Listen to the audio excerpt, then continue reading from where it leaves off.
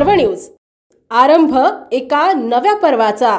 भारतीय प्रजासत्ताकाच्या 74व्या वर्धापन दिनानिमित्त राज्याचे अप्पर पोलीस महासंचालक तथा कारागृह आणि सुधार सेवा महासंचालक अमिताभ गुप्ता यांच्या हस्ते येरवडा मध्यवर्ती कारागृह येथे ध्वज फडकावून ध्वजवंदन करण्यात आले।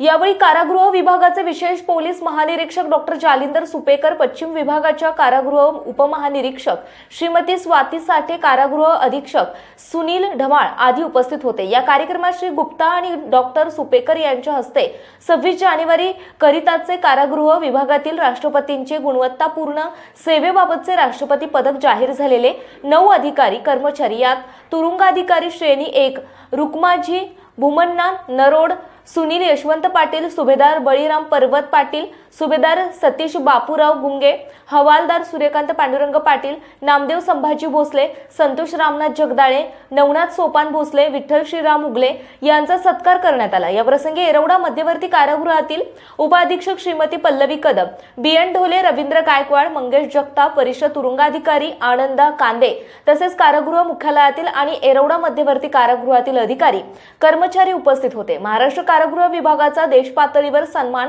गतवर्षी स्वातंत्र्य दिन 15 ऑगस्ट 2023 करिता महाराष्ट्र कारागृह विभागातील 5 अधिकारी कर्मचाऱ्यांना उल्लेखनीय सेवेबद्दल राष्ट्रपतींच्या सुधार सेवा पदक तसेच 12 अधिकारी कर्मचाऱ्यांना गुणवत्तापूर्ण सेवेबाबत राष्ट्रपतींच्या सुधार सेवा पदक घोषित झाले होते।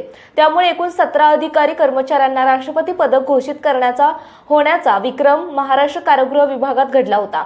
आता 26 जानेवारी 2024 करिता कारागृह आणि सुधार सेवेसाठी करिता संपूर्ण भारतात घोषित झालेल्या 27 पदकांपैकी महाराष्ट्रातील 9 अधिकारी कर्मचाऱ्यांना पदके घोषित होऊन महाराष्ट्र कारागृह विभागाचा देश पातळीवरील सन्मान झालेला आहे। पुणे शहरातील आणि जिल्ह्यातील महत्त्वाच्या आणि ताज्या बातम्या पाहण्यासाठी आजच आमच्या आरंभ पर्व न्यूज चॅनलला YouTube वर सबस्क्राइब करा आणि बेल आयकॉन प्रेस करा।